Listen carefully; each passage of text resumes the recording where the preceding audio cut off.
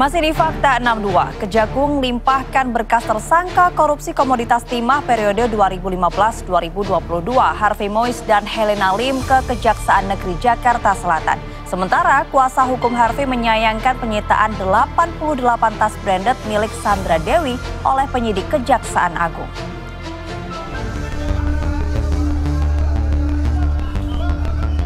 Penyidik Kejaksaan Agung resmi melimpahkan Harvey Mois dan Helena Lim, tersangka kasus korupsi dalam pengelolaan tata niaga komoditas timah di wilayah izin usaha pertambangan PT Timah Tbk tahun 2015 sampai 2022. Kejagung melimpahkan berkas tersangka dan barang bukti kasus ke Kejaksaan Negeri Jakarta Selatan. Kedatangan dua tersangka yang sebelumnya hidup mewah bergelimang harta ini, bersama sejumlah bukti yang membuat kantor Kejari berubah seperti toko tas dan mobil mewah. 88 tas bermerek ternama dan bernilai fantastis disita Kejaksaan. Hal ini yang disayangkan oleh Sandra Dewi, istri dari Harvey Mois yang juga artis ternama.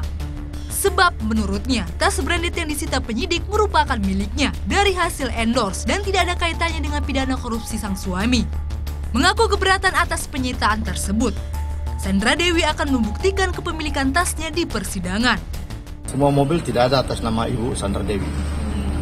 Ya, cuman itu memang pemberian daripada Pak HM.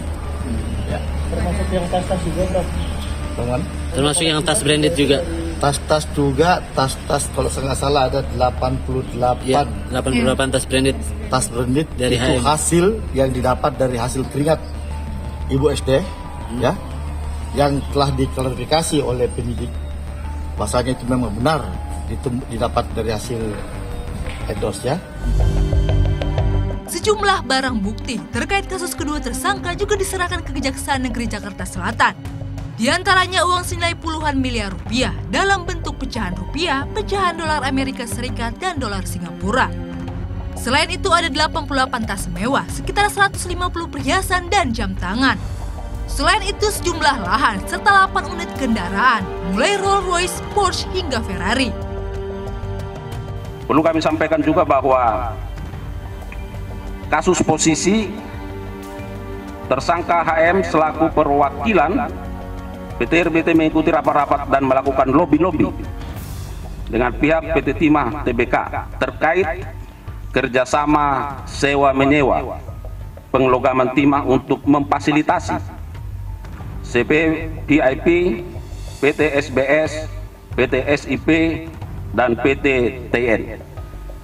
Dari kerjasama tersebut, tersangka HM menginisiasi pengumpulan keuntungan dari CP tersebut di atas tadi untuk diserahkan kepada PT QSE.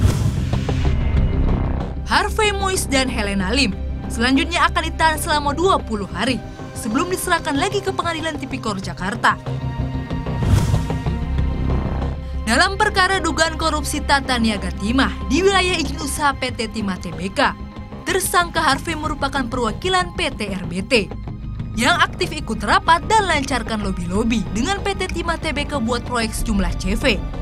Hasilnya, Harvey mengumpulkan keuntungan dari CV-CV diserahkan ke PT QSI yang dimanajeri perempuan berjuluk Crazy Rich Pig, Helena Lim.